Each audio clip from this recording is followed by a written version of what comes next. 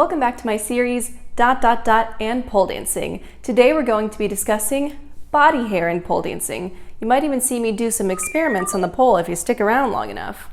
First, let's define body hair. For our purposes, I'm going to be talking about leg, armpit, and pubic hair, but of course hair can grow on any other place in the body, including the arms, the abdomen, the back, the chin, etc. It's just most common in Western society to refer to the legs, pits, and groin when it comes to hair removal. So why do we think body hair should be removed? And who's being asked to do the removing? I'm going to keep this history lesson short because you've likely heard this story before. In the early 20th century, as hemlines and sleeves grew shorter and shorter, and women's femininity became tied to not their moral character but instead their physical body, the hair removal industry pivoted its focus to women. In 1915, Gillette created their first razor marketed specifically for women. That same year saw a shift in advertising that began to push the idea that armpit hair was somehow offensive or improper. As for leg hair, at first the push was to cover unseemly leg hair with stockings, but in 1929 Harper's Bazaar ran its first ad specifically mentioning hair removal for the legs, and we pretty much continued on for there. The vast majority of American women remove some or all of their body hair, usually hovering around 80% in most of the statistics I could find. If you're interested in an in-depth video about hair removal, I recommend Tiffany Ferg's The War Against Female Body Hair. What about the other side of the coin, those who choose not to remove their body hair? There was a big push in the second wave feminist movement to stop shaving your body hair. I found an article on Vogue titled To Shave or Not to Shave. Here's a selection from that article. When Harriet Lyons and Rebecca Rosenblatt published their 1972 manifesto, Body Hair, The Last Frontier, in the inaugural standalone issue of Miss Magazine, they introduced an anti-shaving stance that brooked no compromise. Either you were a shaggy feminist or you were a pawn of the patriarchy. Obviously, we see the issue with more nuance today, but because of pioneers like them, there's still this lingering perception that if you do not shave your body hair, you are either 1, a raging feminist, 2, a raging lesbian, or 3, both, when you might be not trying to make that statement at all. But having body hair in a world that expects you to remove it does somehow end up being a statement regardless. Remember Julia Roberts at the Notting Hill premiere, sporting some armpit hair? Boy, did Hollywood lose its collective shit over that one. The second you stop shaving, it's as though you've chosen to declare yourself when you are literally just stopping something, which is the opposite of taking action. The act of inaction is in itself a statement if you stop shaving. Since female body hair is also perceived as unsanitary, despite the fact that it is quite literally the exact same hair that grows on bodies of any gender, there's also this perception that if you stop shaving, you are lazy or letting yourself go, or worst of all, you're no longer seeking male attention. And of course, we can't have that. I would be remiss if I did not mention some intersectionalities here, specifically in regards to race and gender. It's easy for me as a long-haired, big-breasted, cisgender white girl with relatively light body hair to sit here and preach to you about how the man is trying to tell us what to do and we should all go out there and dye our armpit hair in protest. You've probably noticed my armpit hair, but you might not have even noticed my leg hair until just this very moment. I don't have dark hair on my arms or my abdomen or my toes or anywhere else on my body. I might be praised, or at least generally more accepted, for doing something that people of color have been doing for much longer, but that makes them quote-unquote gross, or that transgender or gender non-conforming people are not allowed to do in order to be perceived as the gender they identify as. I found an article titled, Not Shaving is Not Always a Choice for Women of Color, and the author, Pawnees Khosrowshahi, says this: Body hair is something women of color in Western societies are taught to be shameful of from a young age. It seems hairiness is now a symbol of emancipation, while hairy bodies of color are still deemed savage.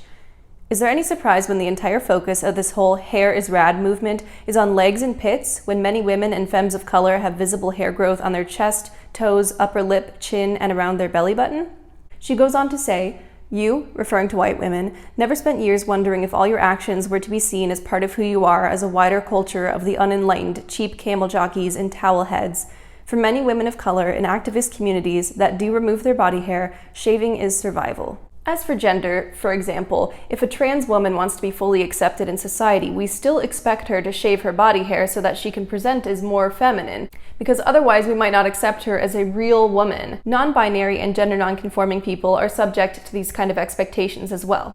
Basically, body hair can be so intrinsically tied with the concept of otherness that if you're not someone who looks like me, having it might actually expand a target that's already on your back. I should point out, As a self-proclaimed raging feminist, I'm not going to sit here and tell you that shaving is in any way not feminist. The beauty of feminism is that you get to choose what to do with your body, and I'm not going to judge you for it. There is one neutral reason to remove body hair if you're an athlete who needs to be more aerodynamic. Swimmers are the best example of this. When you're racing for Olympic gold, anything that can cut down your time by even a fraction of a second matters, so having slick, smooth skin might make you faster in the water. So we know how hair removal for women gained popularity, at least in the United States, and we know the consequences of not removing it. How does this tie into pole dancing? Only strippers shave above the knee.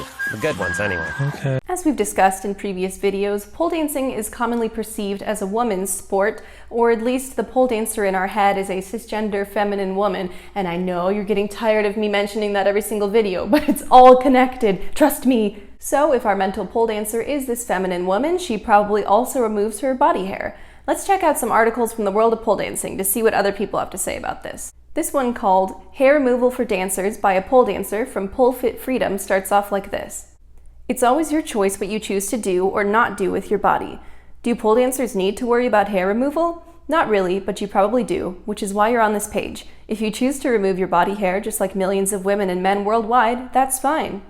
Then we move on. Under Advantages of Hair Removal for Pole Dancers. You'll feel more confident attending classes with bare legs if you have smooth skin. It's a well-known fact that pole dancers require their skin to be on show in order to grip onto the pole. With smooth skin comes increased confidence. You'll have more confidence to wear more outfits instead of baggy shorts and an old vest. Just think of all the amazing cutaway outfits you can wear without worrying about pesky body hair.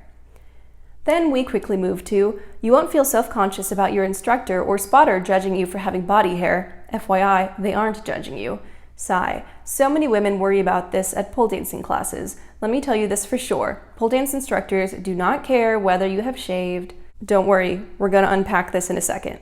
We also have an article titled, Why You Should Shave Your Hair, Hair Removal Guide for Pole Dancers and Athletes. In this article, under Benefits of Hair Removed, we have, you'll feel more confident to show off your legs and armpits. Your grip on the pole significantly improves.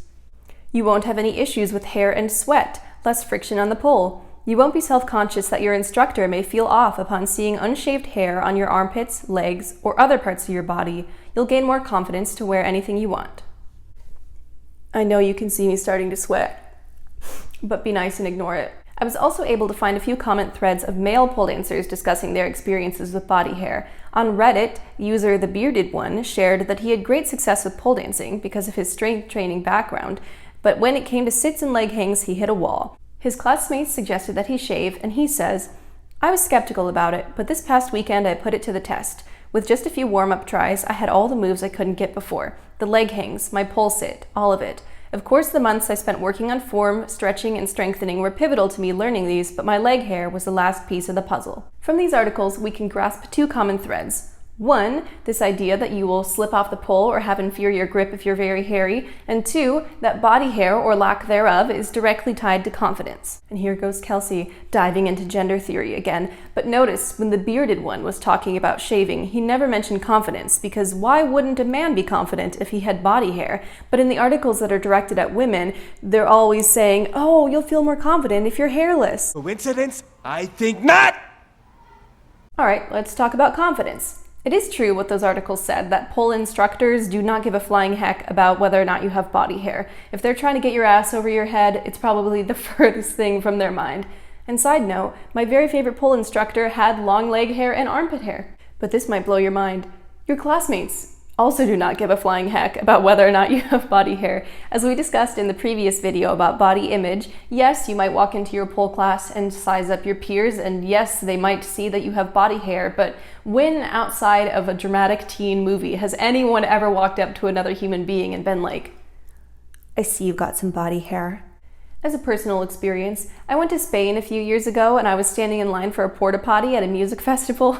This guy came out of the porta potty ahead of me, lifted up my arm, pointed at my armpit hair and said, "Me gusta mucho!" So there's that. So where's this idea of confidence coming from?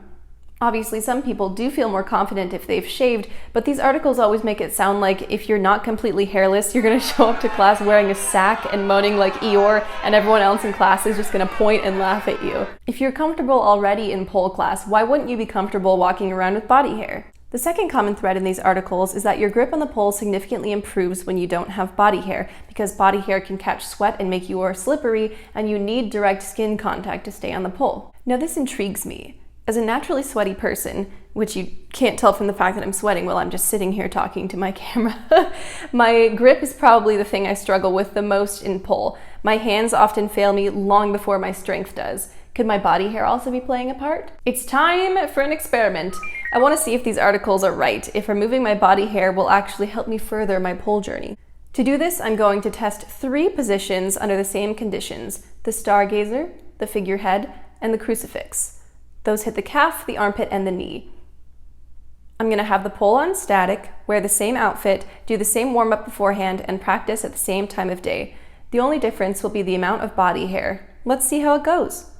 So I'm starting with the figurehead because not only does it hit the calf and the back of the thigh, but sometimes having a sweaty armpit makes it harder to hold on.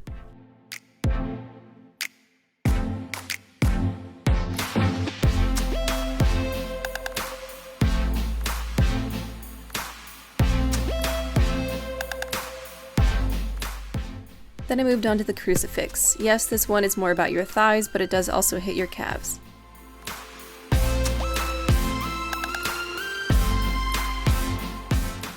And I didn't get into the right position the first time, so you'll see me try it again.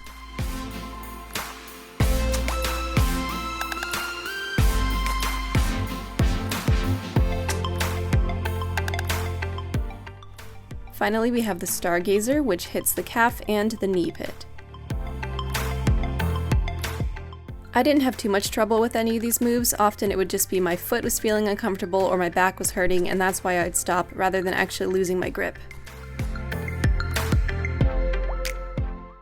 Though I do occasionally trim my body hair, I haven't shaved my legs in at least 5 years, and my armpits have not seen a razor since 2018. Here goes! Oh wow, it's hard to film and do this at the same time. Bruh. Quick compare and contrast shot of my calves. Shaved? Not shaved. But you didn't need me to tell you that. I never thought I'd be shaving my legs on YouTube. La-da-dee, la-da-doo, la-da-dum. How are you supposed to get the back? Like, what way do you turn it? I forget. Dude, shaving your knees is like the creepiest thing ever. Like, what were you supposed to bend the... I don't actually know that this razor is gonna cut through this hair. I'm sure, like, someone would buy this footage, so like if you're selling it, just make sure I get a cut, you know? So here is the end result, which I realize looks to you like probably just anyone else's normal day, but to me was a revelation. I have not seen smooth skin in such a long time. Of course, we're starting with the figurehead again, but something interesting I'm noticing is that I'm not actually using my bottom calf as much. I think I was getting better grip on the back of my thigh that was on the pole. I could also be getting more grip from my arm, but I was really sweaty this day, even without the armpit hair, so I'm not sure it was that. As for the crucifix, you'll see that I held it for so long it's almost boring even, so I'm not sure, once again, if that has to do with the leg hair or if I just felt like hanging out up there longer.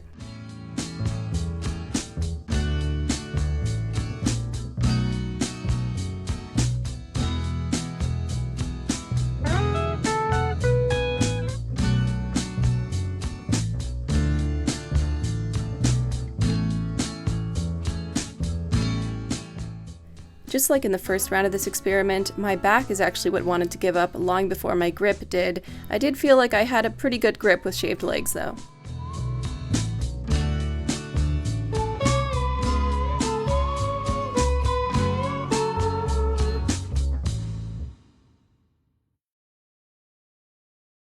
Wow, wasn't that so much fun? There is one type of body hair we haven't discussed yet, pubic hair. And I'm not actually sure I'm allowed to say the words pubic hair on YouTube, but call the cops. Obviously, pole dancers have to have their skin out in order to grip the pole, which often means your crotch is partially out too, especially in moves like splits, fan kicks, hello boys, you name it. It's a crotch show. Your pubic hair becomes public hair. So what about it? Just like the assumption that having leg and armpit hair as a woman means, for some reason, that you are an unsmiling feminist lesbian who has given up on getting sweet loving from men, for some reason we think the same about pubic hair. We even go further with it and ascribe something almost pornographic to it. Like, alright, it's okay to have a hairy leg out on the beach, but if I can see a single pubic hair, my good Christian eyes are going to be destroyed. Won't someone think of the children? Obviously, pubic hair covers some very private parts of the body that are not appropriate to be out in public all the time, but sometimes pubic hair grows above your waistline or down onto your legs, or heck, sometimes even just pokes out from whatever bottoms you're wearing. So why does it freak us out so much? Pubic hair is, I think, the final frontier for the acceptance of body hair. We're finally reaching the point where leg and armpit hair is becoming more normalized for women. White, cisgender, otherwise feminine women. But we're a long way from accepting pubic hair. So if you're a pole dancer whose crotch is always on show, it's pretty much assumed that you're going to remove your pubic hair. I don't have much to say about this, other than what is this magical trickery that all of you pole dancers are doing? One final type of hair we should discuss, the hair on your head. Along with our idea that the standard pole dancer is a feminine woman is this idea that she has hair that's long enough to toss around sexily. If you watch a lot of exotic pole shows especially, they use a lot of hairography in their routines. If your hair isn't long enough to toss around, you might still find yourself doing choreography that has hair flips in it, and you end up just sort of snaking your head around all awkwardly because it's just expected that you have hair that you can toss. And if you're like me and you do have long hair, the second you start to exercise, you get boiling hot, so you scrape it back into a ponytail, but somehow that's less sexy. Okay, but I saw this and I want you to see it too. Look at this dancer. The only thing I can find about her is that her name is Caitlin and she won the bronze medal for this competition. But look how long her braid is. Is that not equal parts amazing and terrifying? What if she accidentally grabbed the braid instead of the pole? What if the braid wrapped around the pole and somehow choked her? So, in conclusion, removing your body hair may or may not improve your grip on the pole depending upon how hairy you are. It's entirely conditional. And yes, I filmed this part before I knew what the results of the experiment were. Don't judge, okay, bye. With pole dancing. But more importantly, don't let some article tell you that your confidence is tied to your body hair. If you want to remove every last strand of hair from your body before doing pole dancing, that's awesome.